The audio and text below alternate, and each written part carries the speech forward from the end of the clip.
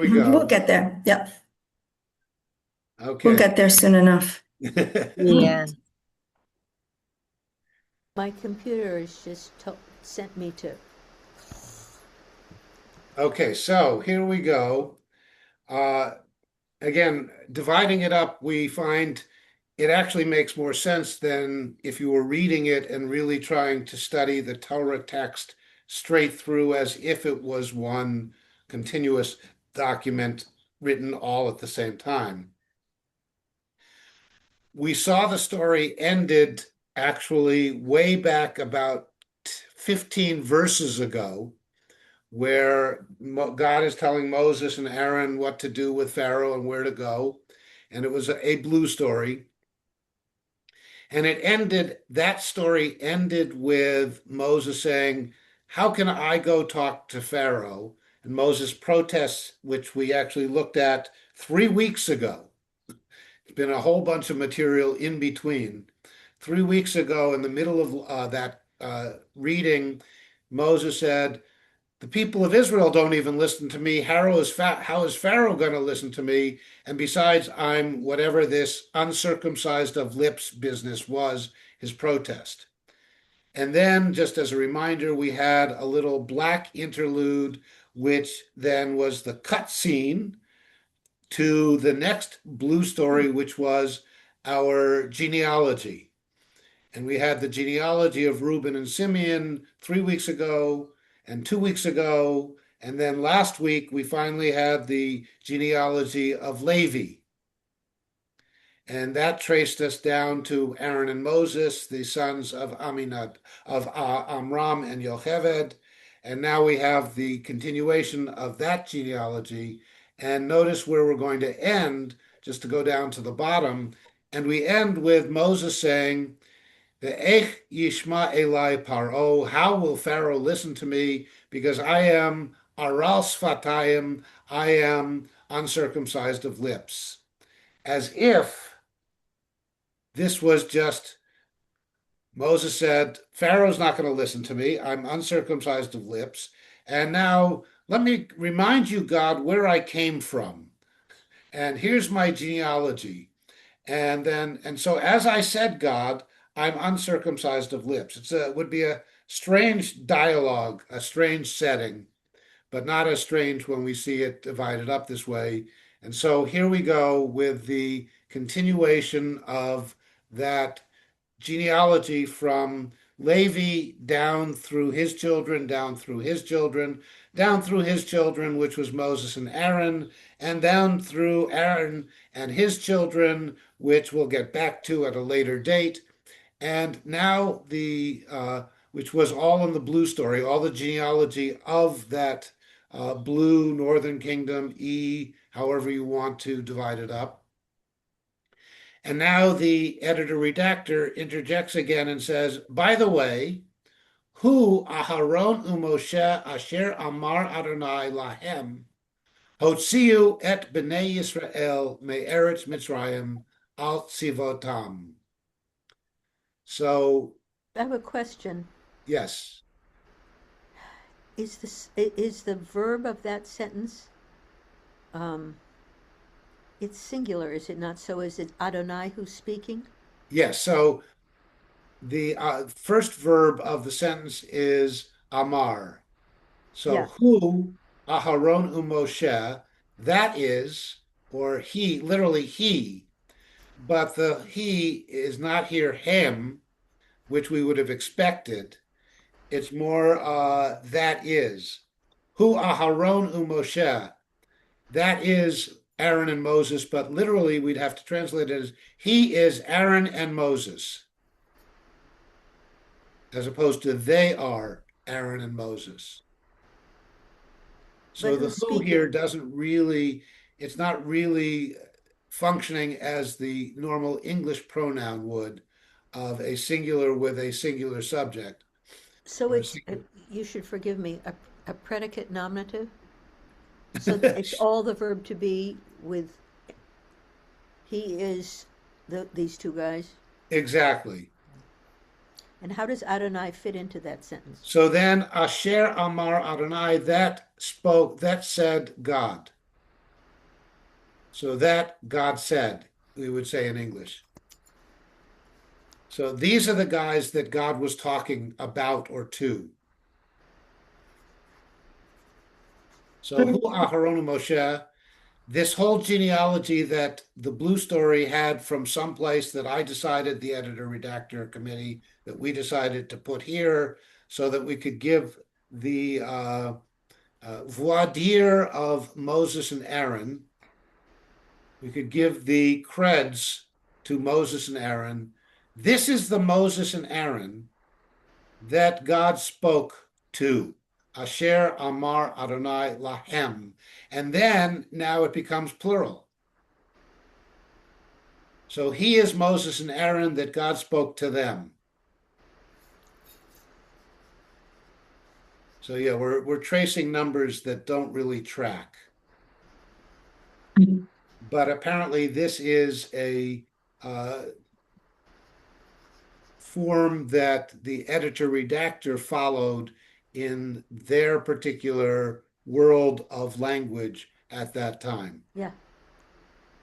So the who almost is a representative of the verb to be rather than a he. And the Amar, yes, the Amar is the Adonai. Adonai is the one who is Amar. Adonai is the one who said. And it's that Adonai said to them, back to singular, back to plural. And then Hotziu, the imperative, is again in the plural. You both will bring out. And so this is the quote of what God said to them. God said to them, bring out, send forth, bring forth Bnei Yisrael, the sons of Israel, Me'eretz Mitzrayim, from the land of Egypt, Al Tzivotam, on their hosts. Whatever that Al Tzivotam really means. Where's the from? Me Mitra, oh, Me Eretz, Me from the land of Okay. Egypt. Thank you. Me Eretz Mitzrayim from the land of Egypt, Al Tzivotam, on their hosts, or perhaps including their hosts, or upon their hosting, their hosts, their numbers, their whole troops. You're not just bringing out the Bnei Yisrael, the sons of Israel, you're bringing out their entire troopness, all of their accumulated peoples.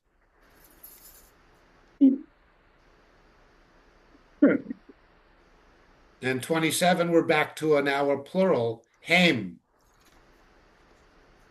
Hem hamidabrim el paro, melech Mitzrayim, lahotzi et bnei Yisrael, mi Mitzrayim, hu Moshe v'Aharon.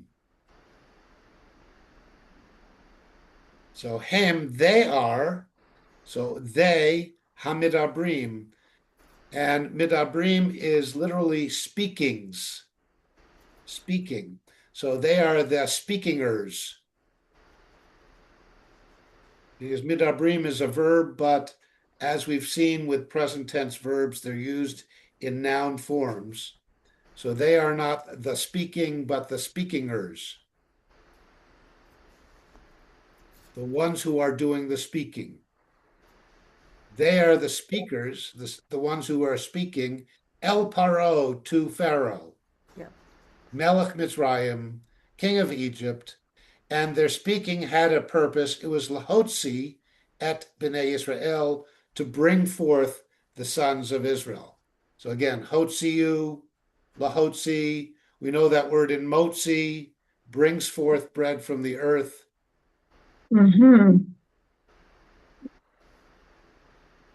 And again, we say hamotzi, which literally is the present tense of the verb bringing forth, but with a direct, with a definite article, it becomes a noun, a verb that's a noun, or both. So they're the ones who are speaking to Pharaoh to bring forth the people of Israel, mi Mitzrayim, from Egypt.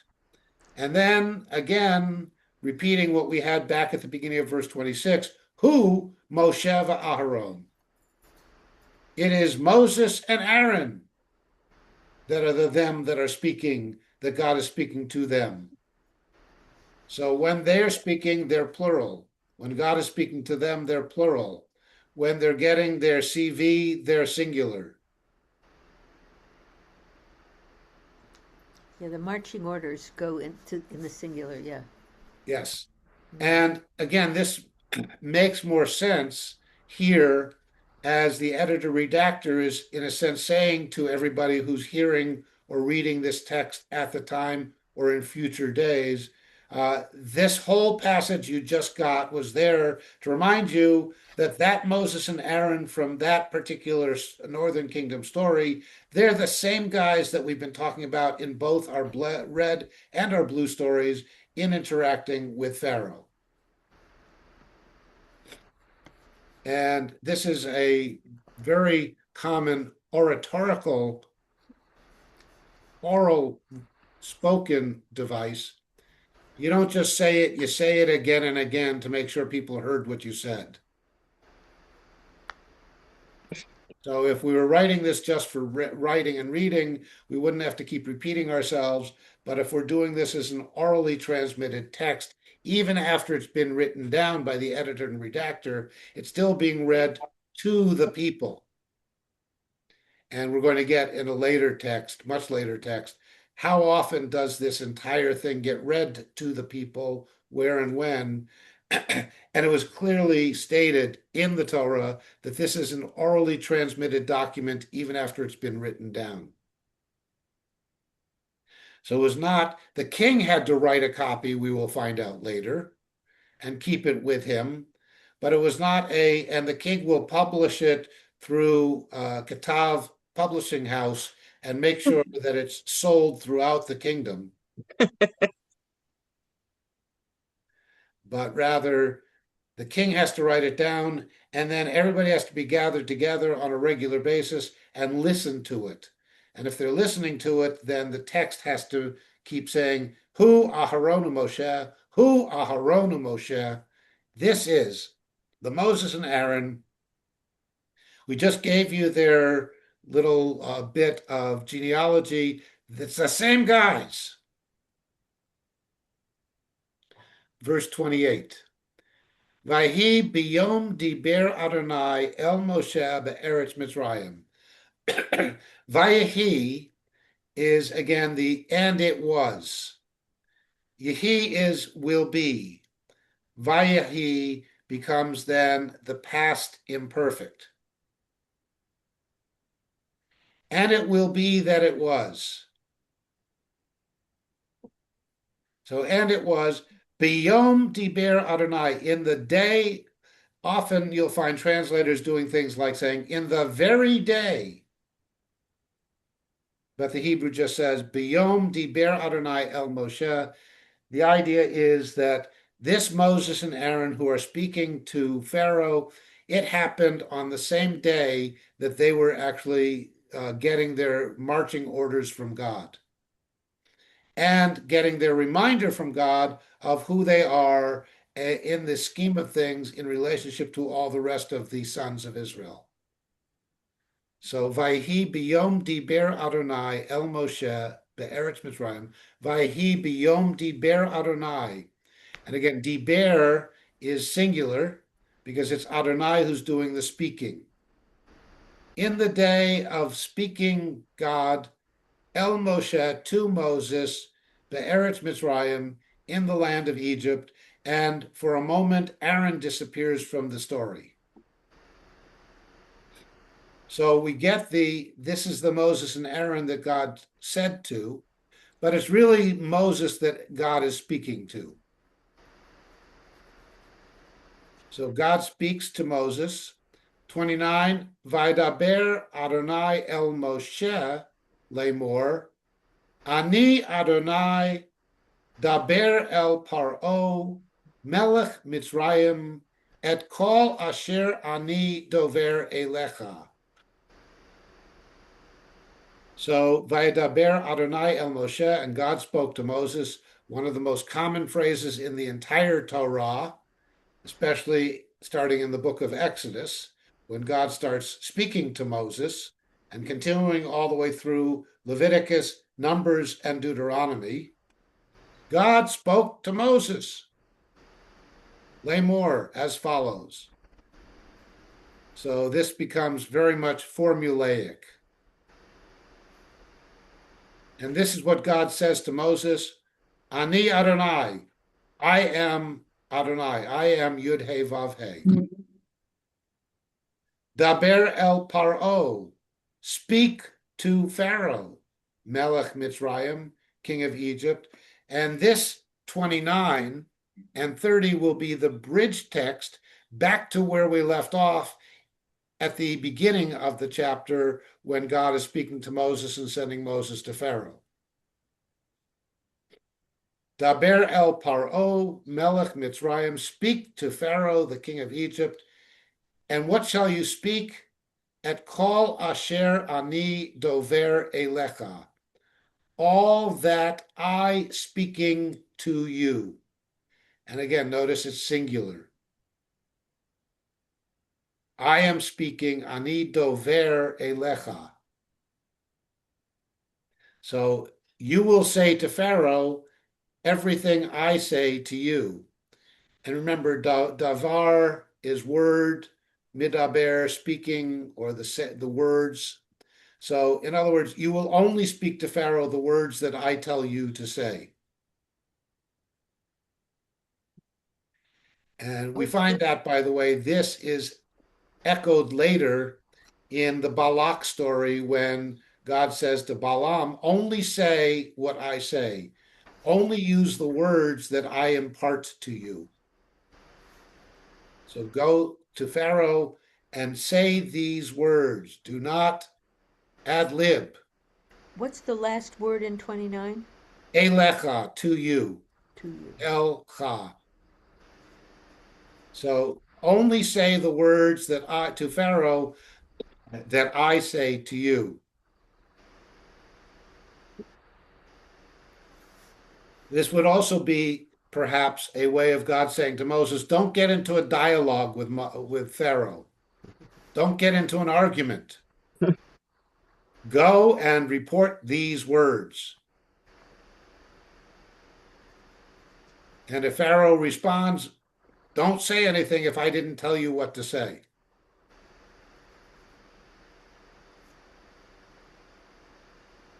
We see that in the modern movies of Jumanji with non-player characters who have a programmed speech, and no matter what you say to them, they can only repeat their programmed speech. So in the video game of the Exodus, you can be God or you can be Pharaoh, but Moses is a non-player character.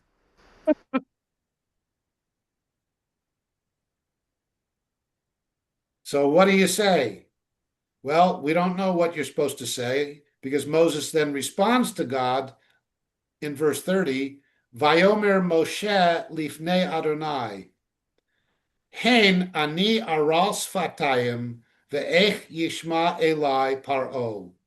This is the text that basically is where we left off in the blue story before the editor redactor stuck in some random genealogy and then had to explain the sticking in of the random genealogy.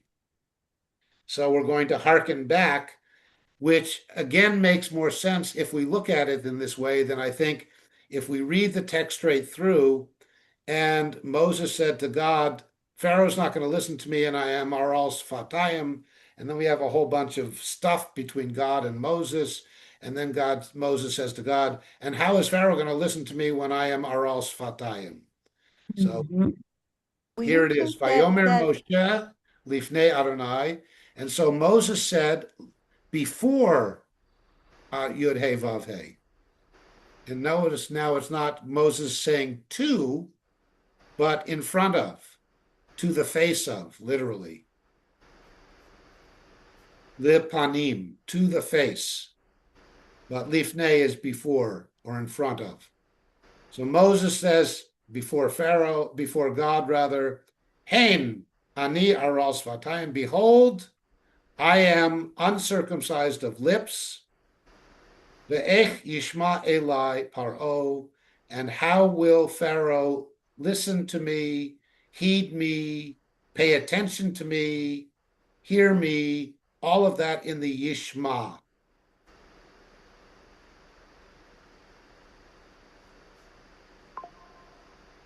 And here in this text, there's not apparently no need to remind us that Moses said to God, even Israel didn't listen to me.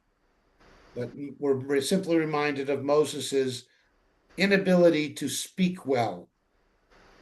What's aral? Aral is uncircumcised. So what's circumcised? Ral? No, milah, No such. What? as in the Brit milah, the covenant of circumcision. Oh. Yeah, we don't have, in Hebrew, we have two separate words for uncircumcised and circumcised. And we could say aral should be translated as extra skin. So what's the Svatarim? Sfatayim is lips.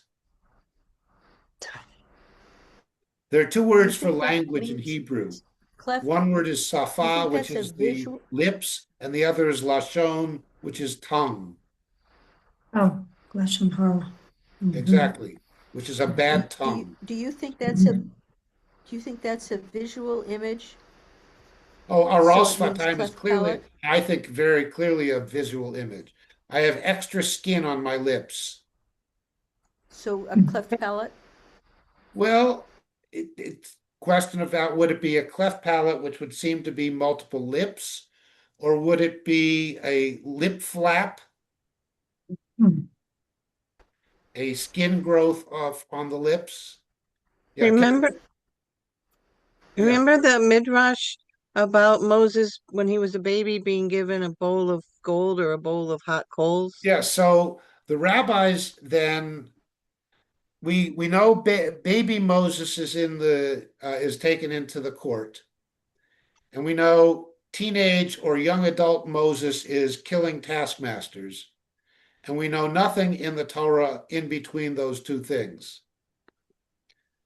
So the rabbis say, how is it that little baby Moses, that according to mom, when he was born, was a perfect, beautiful child? How did this perfect, beautiful But that's child what become this speech impediment guy? And by the way, we never hear anything about that when he's courting the daughter of Jethro.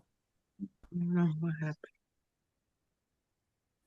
So the rabbis have this story that explains the speech impediment. And the story goes this way. When Moses is brought into the court, and Pharaoh's daughter, by the way, knows he's a Hebrew because she says so. So Pharaoh knows he's a Hebrew.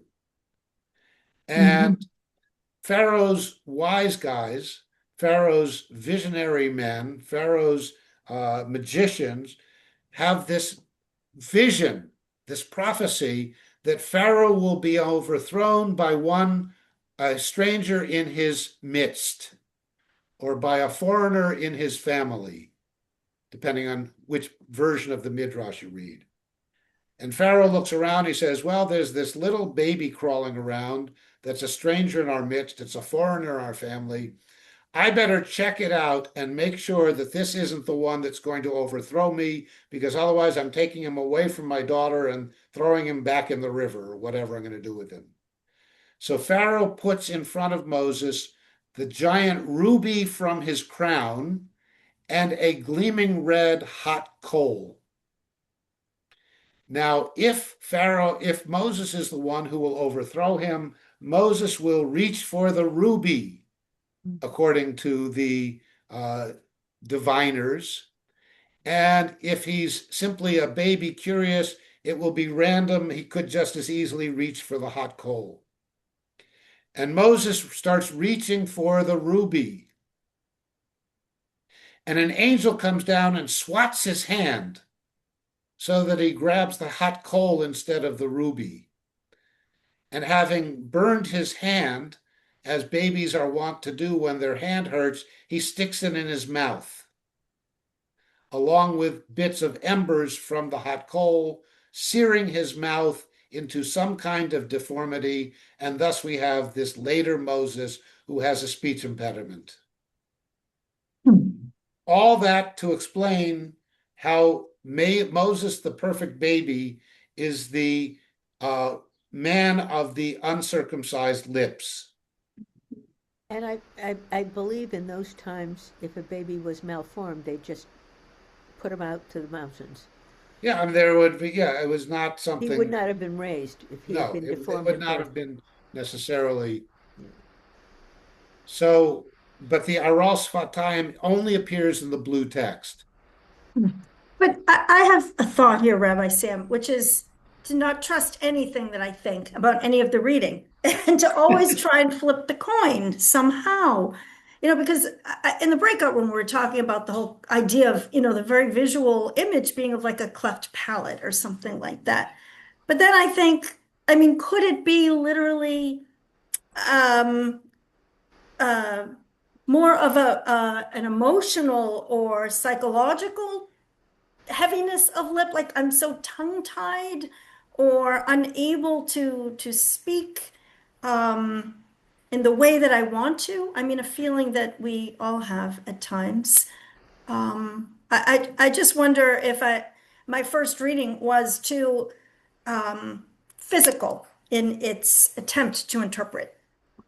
So clearly, we have no idea what the original author intended, either in the blue story, which uses this image, or in the editor redactor, which repeats the image, which the red story did not, in fact, pick up on. The red story simply says, I have a speech impediment. I don't speak well without a visual image.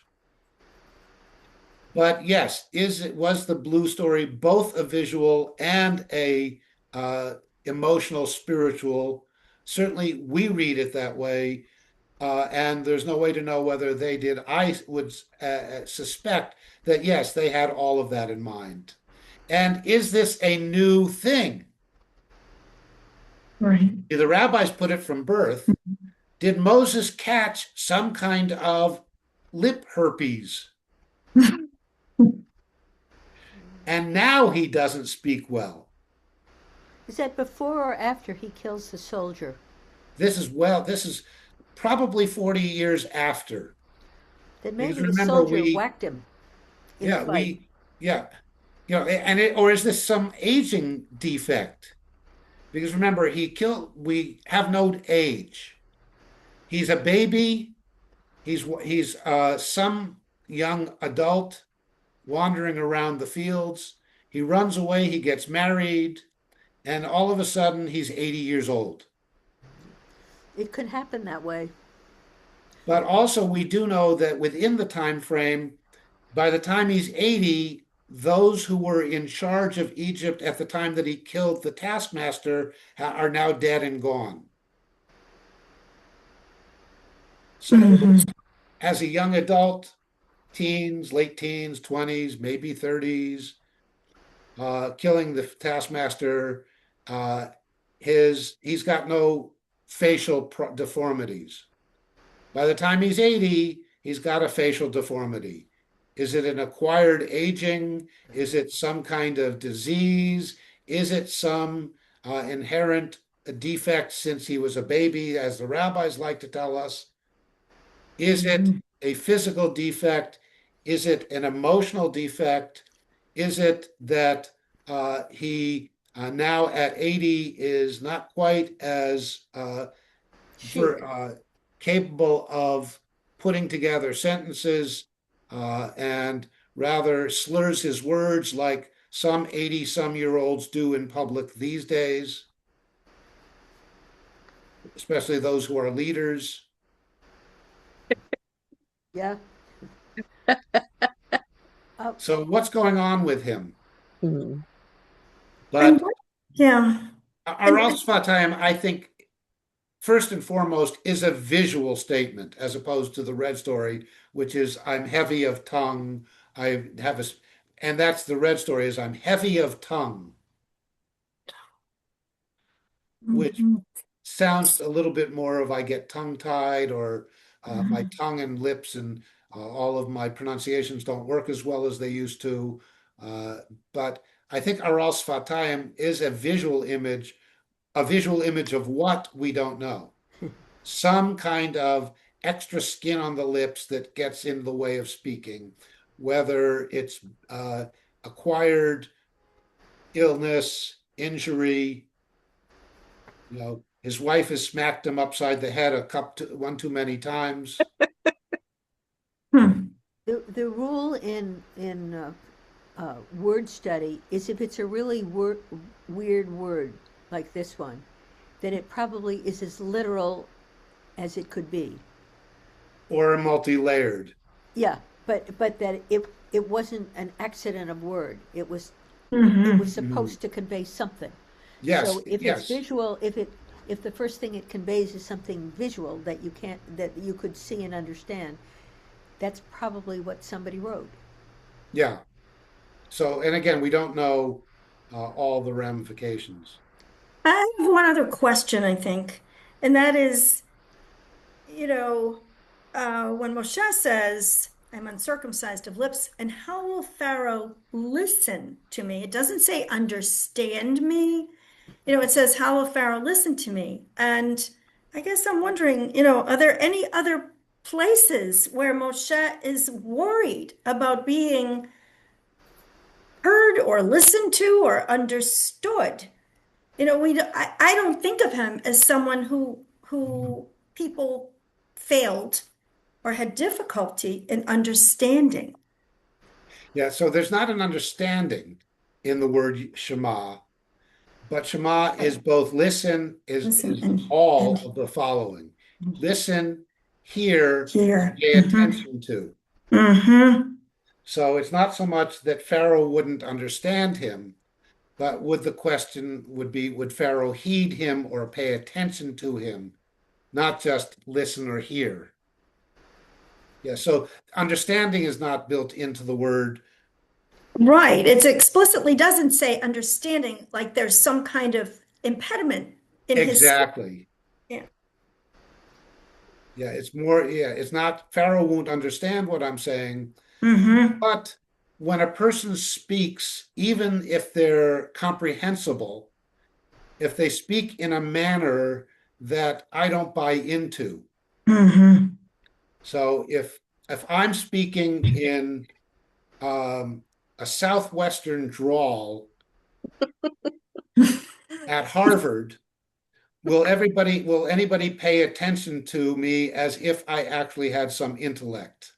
Not a chance. Mm-mm. Not a chance. So, so that's the question I think that here is being said. Not so much will Pharaoh understand what I'm saying, but will what I'm saying fall on deaf ears would be the modern image. Hmm. Hmm. Pharaoh will Well, say, "Who's this hick with this either literally deformed lip or this not Egyptian face?" And his lips are too big. he looks weird. Yeah, he looks weird. He's got Sounds big weird. fat lips. He's had one Hmm. too many Botoxes at 80. Well, maybe he got stung by some animal and it's swollen. Yeah, It's yeah, like, a scorpion crawled into his mouth while. Rabbi Sim, I just while while you were reading, I went to the TBC calendar, Yes. and it says on this class resumes in October, and then I went to the documents, and it goes through April, and then says resumes in October. So there, Oh, you may want to refresh your page I just did. because if you go to the calendar and you click on the materials, materials are listed through June. Yeah, that happened to me. And then I just went on again and then I Okay. found the I right tried one. it twice. I'll try it a third time. Okay. Yeah, because the resumes in October would have been last year. Yeah. Uh, Yeah, so Did you go refresh. to the All right, calendar so itself? yes, but yes, refresh the page and go to the calendar and then click on May and June. Click on any of the times when this is listed. It has all of the backup material and everything through June 14th. Okay. Thank you. So next week, the week before Mother's Day, Yeah. we get back to the blue story, chapter 7. And we're back to where we left off in the middle of chapter 6. Before we did the blue interlude of genealogy, this really follows perfectly after Moses says to God the first time, the Israelites didn't listen to me. Pharaoh's not going to listen to me. This now will be God's response. And it's going to be an interesting response. And you'll notice Aharon is back in the picture. And Aharon actually, if verse 1 of 7 follows on the middle of chapter 6, Aharon never left the picture. So here's the reading for next time, and it will continue down through the end, will tell us, by the way, Moshe ben Shmonim Shana, Moses was 80 years old. So we finally get our time frame. But the only ages were given to Moses is a baby, Moses is a young man, Moses is 80 years old. In between Moses is a young man and Moses is 80 years old, Moses kills a taskmaster, Moses runs away, Moses meets Jethro and his daughters, Moses marries Zipporah, the daughter of Jethro, Moses has children with Zipporah, the daughter of Jethro, Moses encounters a bush. Moses talks to God. Moses is told, by the way, you can go back to Egypt now because everybody who wanted to kill you after the taskmaster incident, they're all dead and gone. So we have a time frame of some interlude, and we don't know how long it is, but it's clearly some period of time. So we'll be reading next week. Vayomer Adonai El Moshe, Re'eh nataticha Elohim leFaro, v'Haron achicha yihye niviecha. Very important text to look at. 2. Ata tidaber et kol asher atzaveka, v'Haron achicha yidaber el Paro, V'shilach et b'nei Yisrael me artzo. And you read to there and say, oh, that's easy. Then you read 3 and say, oh, not so easy. 3. Va'ani akshe et lev paro v'hirbeti et ototai ve'et moftai be'eretz Mitzrayim. Verse 4. V'lo yishma aleichem paro v'natati et yadi b'Mitzrayim v'hotzeti et tzivotai et ami v'nei Yisrael me'eretz Mitzrayim bishvatim gedolim. 5. V'yad'u Mitzrayim ki ani Yud He Vav He. Bintoti et yadi al Mitzrayim, v'hotzeti et b'nei Yisrael mitocham. 6. Vayas Moshe v'Aharon. You'll notice again singular and 2 guys. Vayas Moshe v'Aharon ka'asher tziva Adonai Yud He Vav He otam Ken asu, and then it's plural. 7. Umoshe ben shmonim shana, v'Aharon ben shalosh ushmonim shana, b'dabra el paro. Not as easy a text as this week. So Aaron was 3 years older. Aaron was 3 years older than Moses. That's Every our time I this every week. time we talk about Moses and Aaron makes me think of, the Ten Commandments movie where where where Aaron has been told by the people, to build the golden calf, and he's standing there with his staff, not knowing what to do. Exactly. Yeah.